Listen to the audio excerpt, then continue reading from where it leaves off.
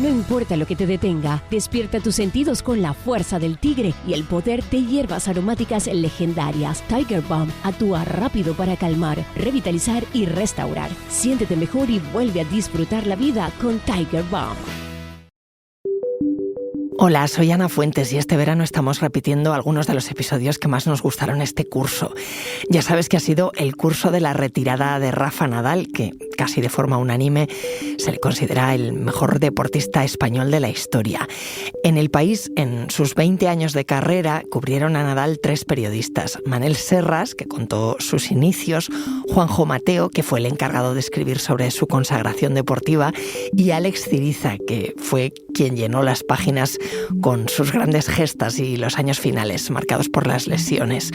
Con los 3, con Manel, con Juanjo y con Alex, habló mi compañero José Juan Morales en este episodio. Te dejo con él. Se titula 3 periodistas y una estrella. ¿Cómo fue cubrir la carrera de Rafa Nadal?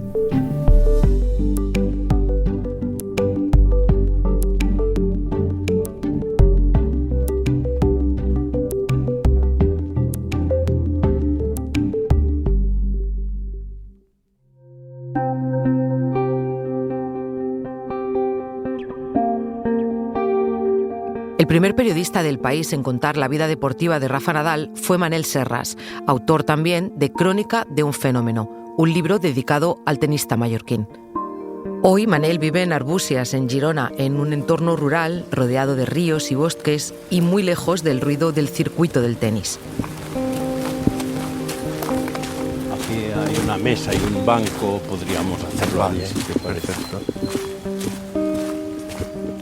Soy Manel Serras, periodista del País, y trabajé con Rafa Nadal durante sus primeros años, sobre todo cuando se estaba presentando en Wimbledon. Recuerdo que su manager nos dijo: oye, venid, que os voy a presentar a un chaval que está jugando muy bien, que dará mucho que hablar y tal. Y pues sí, entonces no sé si tenía 15 años o 16 años y estaba allí metido para jugar el Junior. Y Rafa, pues entré en contacto con él esta vez, ¿no? Y recuerdo también ya que en aquella época, pues su tío, que para mí es una de las personas que más ha influido en su carrera tenística y en su vida personal, ya le dijo: oye, acabas de ganar el infantil, pero no te creas que es una gran cosa, porque si vas mirando la lista de jugadores que han ganado el infantil de España, te das cuenta de que muchos de ellos no han llegado a nada.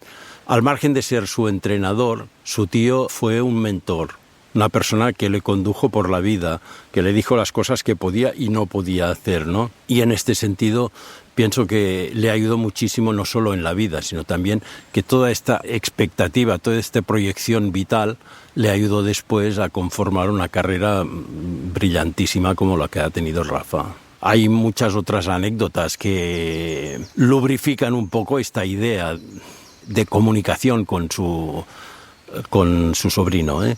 Por ejemplo, cuando era pequeño, ya nos contó Tony, que cuando Rafa era pequeño y hacían partidos de fútbol en el garaje de su casa, y ahí estaba Miguel Ángel Nadal, que era jugador de fútbol del Barcelona y que tenía un historial.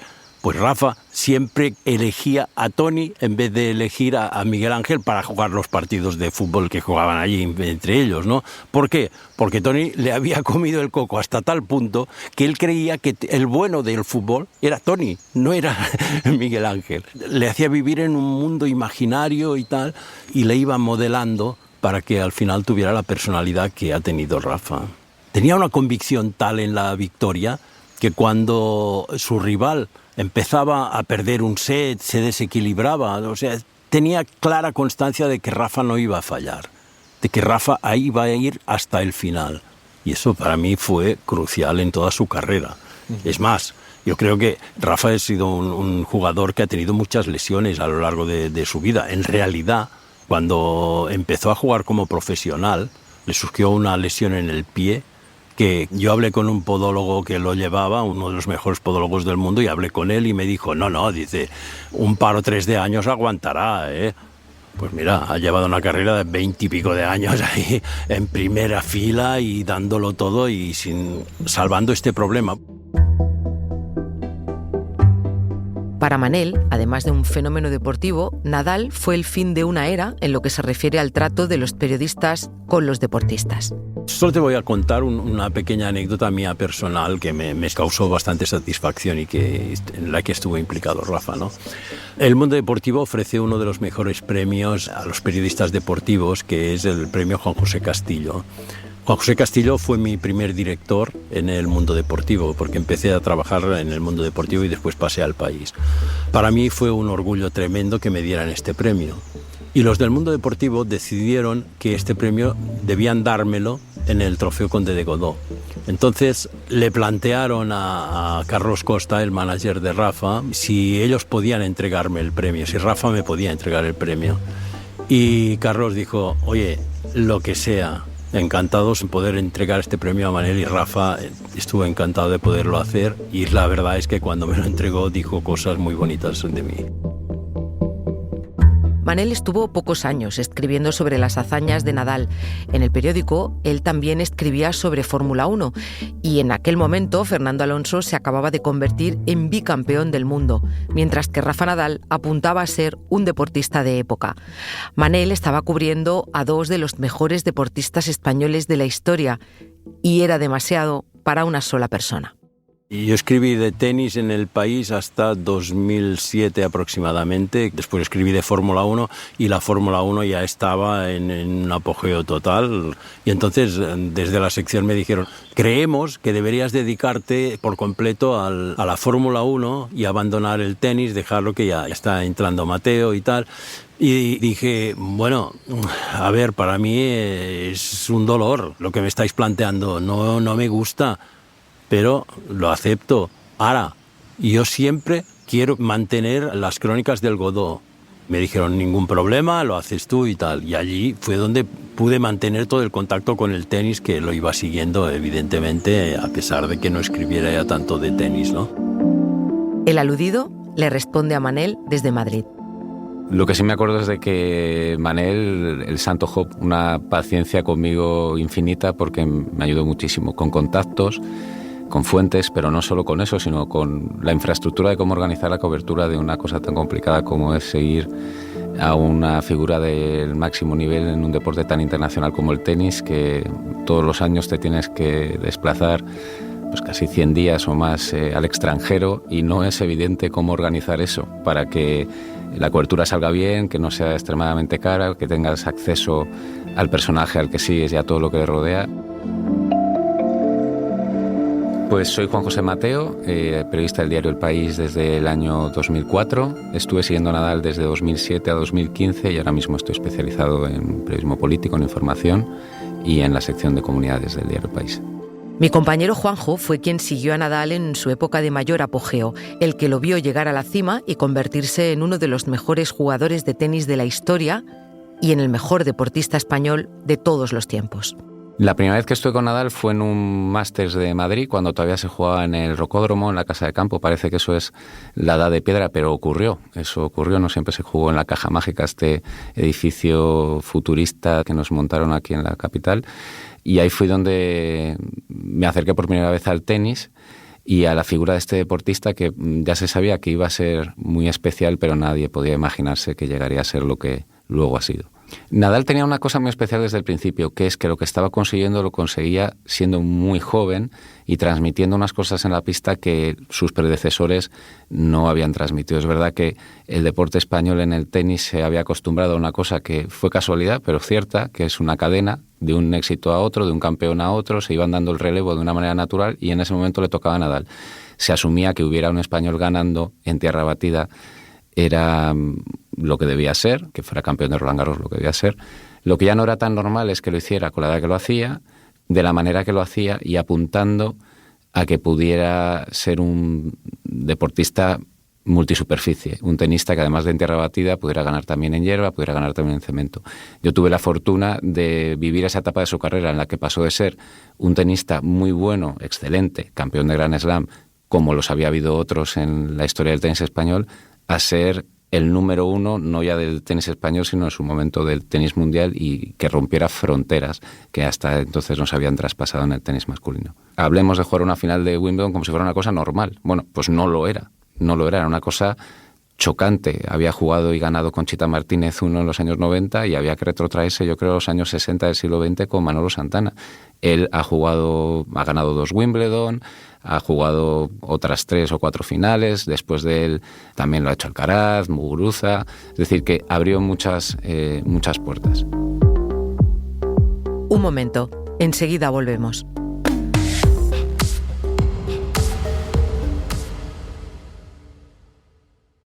No importa lo que te detenga, despierta tus sentidos con la fuerza del tigre y el poder de hierbas aromáticas legendarias. Tiger Balm actúa rápido para calmar, revitalizar y restaurar. Siéntete mejor y vuelve a disfrutar la vida con Tiger Balm.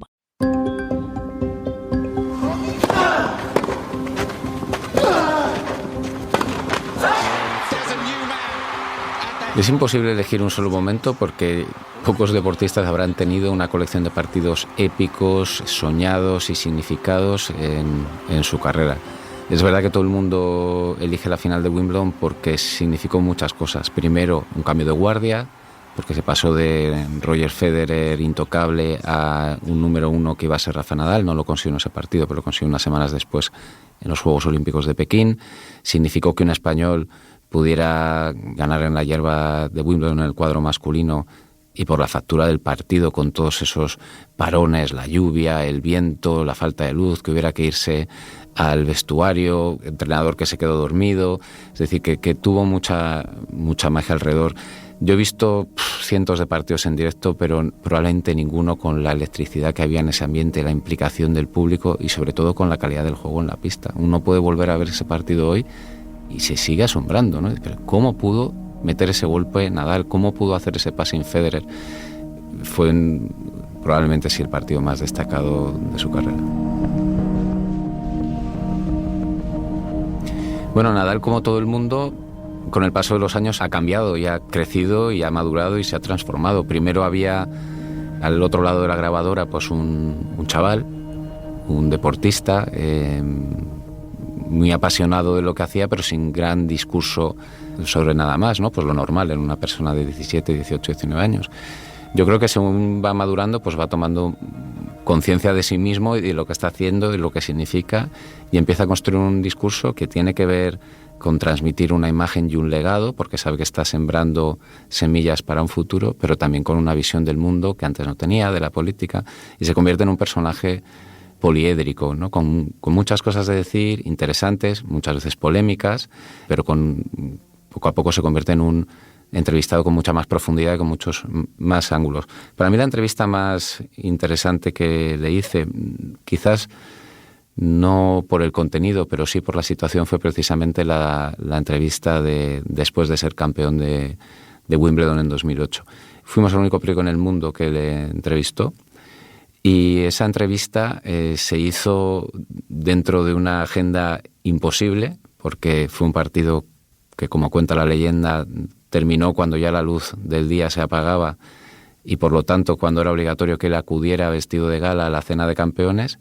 Y en medio logramos colar esta entrevista, que fue andando básicamente por los pasillos de Wimbledon, entrando en esas zonas de acceso exclusivo para los socios que, en mi caso, jamás podría haber visto de no haber estado acompañado por él. Siempre recuerdo un montón de brillos dorados, de maderas bruñidas, es decir, un mundo de élite y privilegio que no es el habitual para un periodista. Luego me tocó ir al baile de campeones, a la cena de gala, y es un pequeño resumen, una gota de agua en el océano de por qué Wimbledon es tan especial para los tenistas, y es porque a todo el mundo lo tratan de una manera muy distinta en cualquier lugar. A esa cena tienes que ir vestido de gala, es decir, tienes que llevar pajarita, tienes que ir de punta en blanco, siguiendo una etiqueta, y lo normal es que un periodista no lleve eso en su maleta. Pero esto Wimbledon lo tiene previsto y tiene un sastre ahí con traje de gala para hombres y mujeres de todo tipo de tallas. Un periodista de cada país puede acompañar al campeón a esa cena, y esto me tocó a mí, que por una noche pues me vistieron de gala.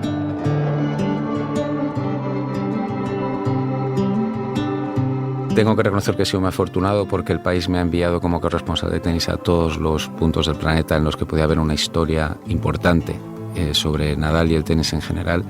Y quizás la que más me llamó la atención fue una vez en Shanghái, donde había muy pocos periodistas, porque hay que tener mucha fe en que va a merecer la pena ir para pagar todo lo que hay que hacer de hoteles, de transporte, de días que estás ahí, ¿no?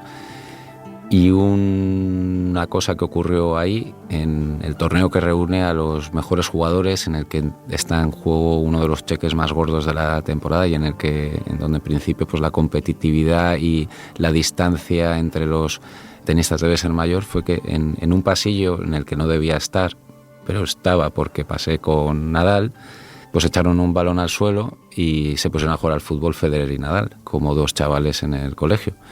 Salió Mirka, que es la mujer de Federer, empezaron a dar toques al balón, se empezaron a gritar Maradona, Maradona, y bueno, cuando uno se pregunta cómo es posible que dos tenistas que se jugaban tantas cosas importantes el uno contra el otro hablaran bien el uno del otro, pues quizás la explicación estaba ahí, porque en el fondo eran dos chavales con buen fondo que tenían cosas en común, ¿no?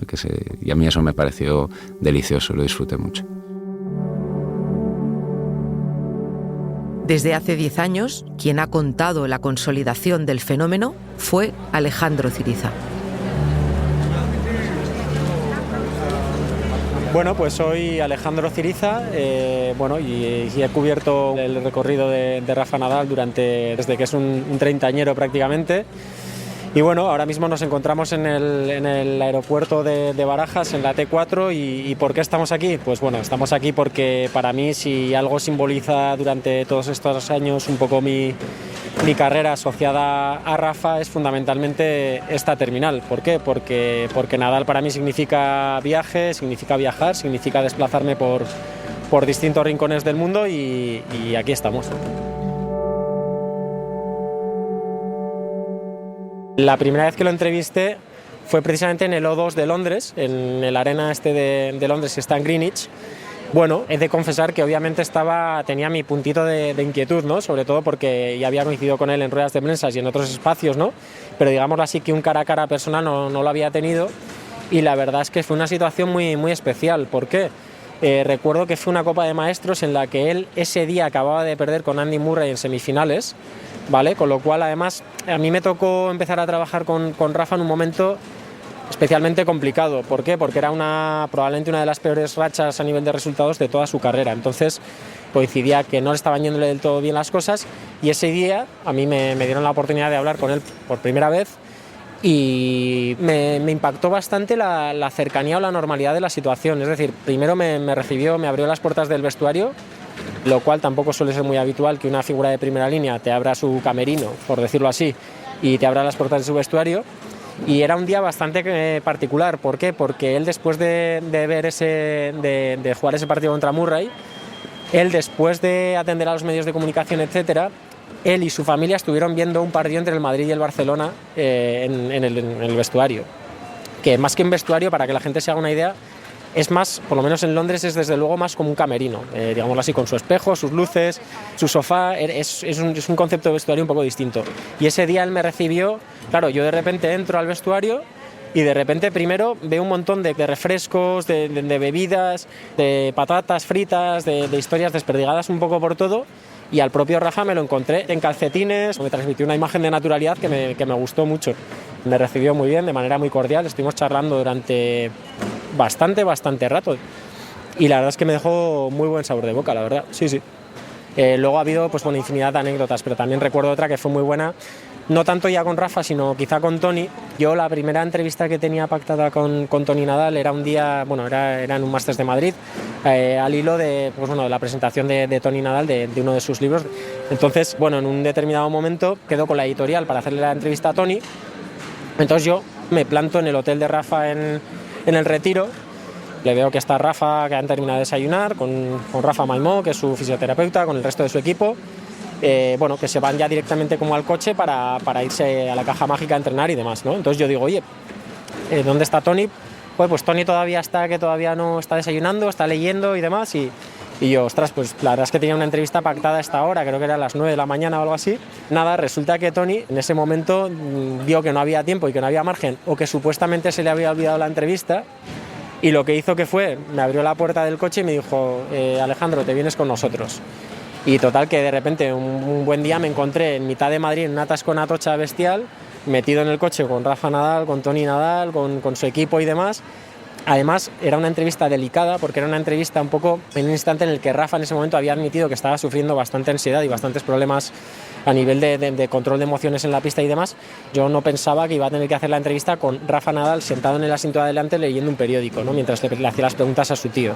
Rafa respetó escrupulosamente el espacio y no intervino en ningún momento en la conversación, estuvo a lo suyo y todo muy bien, muy correcto hasta que por la tarde, de repente, yo recibo una llamada en mi teléfono desde la editorial y me dicen, bueno, Alejandro, perfecto, todo concretado, tienes mañana la entrevista con Toni Nadal a las 9. Entonces, claro, yo dije, no puede ser, yo he hecho ya la entrevista, pero no, era mañana la entrevista a las 9. Entonces, claro, evidentemente hubo un fallo de sincronización y de ahí de que le pillase a Toni fuera de juego, me parece una anécdota muy, muy, muy divertida, sí. Los últimos años fueron difíciles, tanto para Rafa Nadal como para mi compañero Alex, que lo había visto en la cima y veía lo que le estaba costando al tenista asumir el declive. A mí ya el último Roland Garros que lo gana en unas circunstancias muy, muy especiales, muy, muy, muy, muy complicadas. Era prácticamente un jaque mate a su carrera, otro de los tantos que ha habido, ¿no? Pero esta vez sí que parecía el definitivo, porque ya Rafa, con 36 años creo que tenía, le vuelve a azotar el pie, el famoso síndrome, la lesión crónica que tiene en el pie, en el escafoides, y aún así lo gana, recordando que gana ese torneo infiltrado todos los partidos con un pie prácticamente dormido. Yo pensé que ese momento era ya el inicio del fin, pero como tantas otras veces ha pasado, pues bueno, digámoslo así, que siempre escapa, ¿no? De una más y de una más y de una más.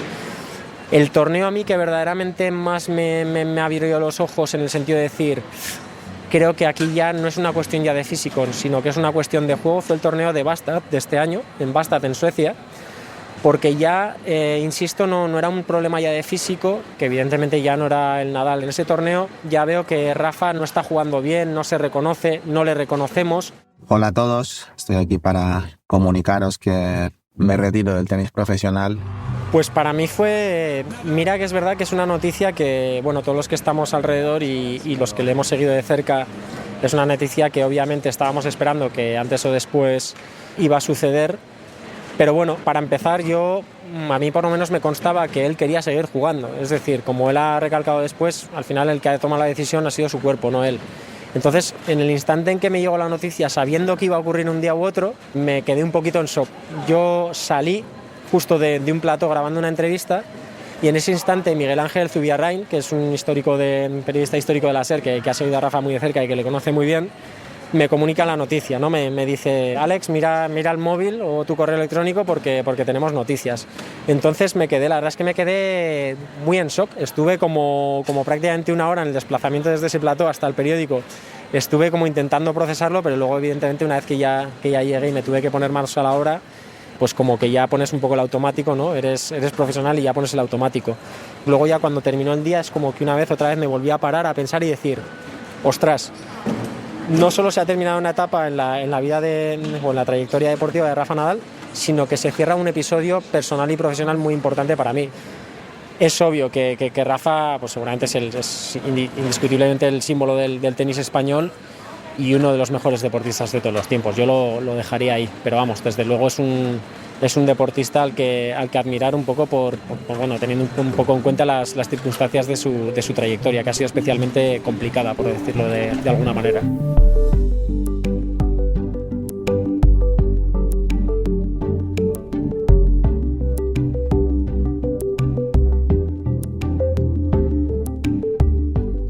Este episodio lo ha realizado José Juan Morales. El diseño de sonido es de Nicolás Chavertidis. La edición de Ana Rivera. Yo soy Silvia Cruz La Peña y he dirigido este episodio de Hoy en el País. Gracias por escuchar. No importa lo que te detenga, despierta tus sentidos con la fuerza del tigre y el poder de hierbas aromáticas legendarias. Tiger Balm actúa rápido para calmar, revitalizar y restaurar. Siéntete mejor y vuelve a disfrutar la vida con Tiger Balm.